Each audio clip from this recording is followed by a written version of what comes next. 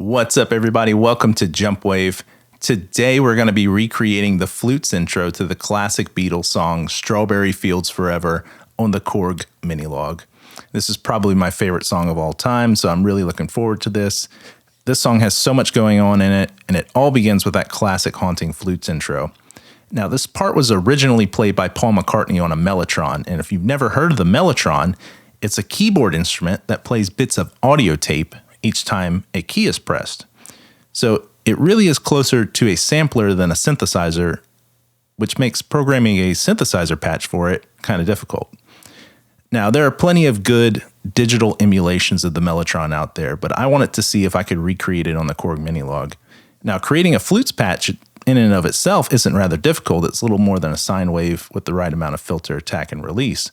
But the Mellotron flutes do not sound like your typical flutes because of the way the Mellotron used tape samples. It produced little variations and artifacts in the sound that gives it a very unique quality. So let's jump right in. First, we're going to initialize this patch by going to Edit Mode and selecting this button 5th from the left above the chord button here. It says Initialize Program Execute. We're going to turn the program knob to the right. It says press right. We're going to press right. And now we have our starting patch, which is a little more than a sawtooth wave. So first we're going to start with our oscillator section, and we're going to turn our VCO1 to a square wave, and we're going to flip the octave up to the 3rd octave here. We're going to put the shape at around 8 o'clock or so, and we're going to turn the mixer all the way on. Now we're going to detune this to about 100 cents.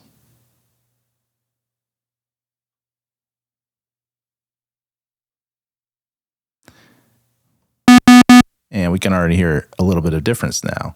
So let's do something to VCO2. Let's set it to a sawtooth, and we're going to put it at the 4th octave. And we're also going to detune it at about 100, but not exactly 100.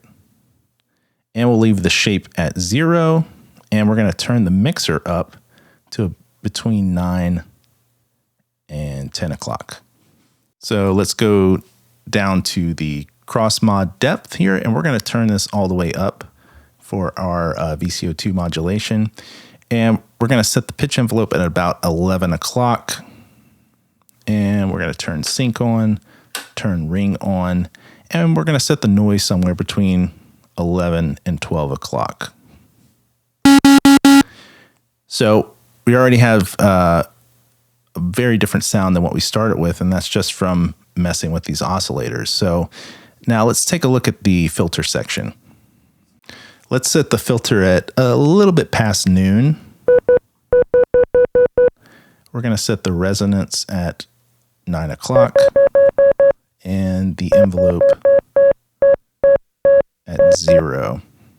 Let's turn this to 4-pole filter, key track off, and we'll put the velocity at 50%. Cool, so we're getting closer here. Let's take a look at the amp section now, and let's set the attack a little bit past 11 o'clock,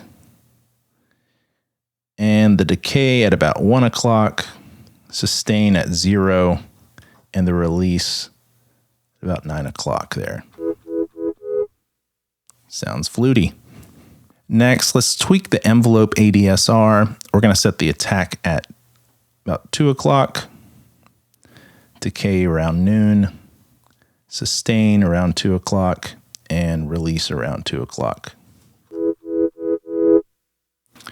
Almost there. Let's add a little subtle variation using the LFO section here. So we're going to set the LFO to triangle and the EG mod to intensity, and set the target to cutoff, and set the rate of the LFO at about 2 o'clock, and just barely nudge this intensity knob up just a little bit.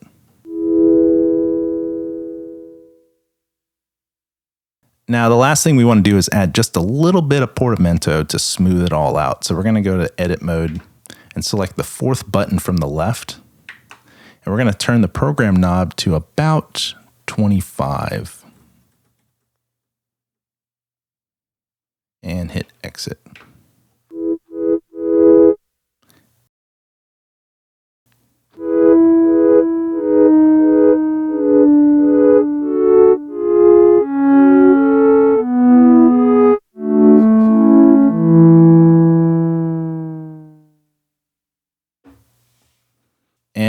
that's it pretty much. That's a synth patch that will get you pretty close to the Mellotron from the original recording. Let me know in the comments what you thought. This is my first attempt at reverse engineering a patch, so I'd love to hear your suggestions on how I could improve this sound. I would greatly appreciate it. Also, let me know what other sounds you'd like to hear me try to work out on the Minilogue. I'd love to give it a shot. And as always, if you like this video, and if you want to see more videos from me, please subscribe to the channel. Thank you so much for watching. Have a great day.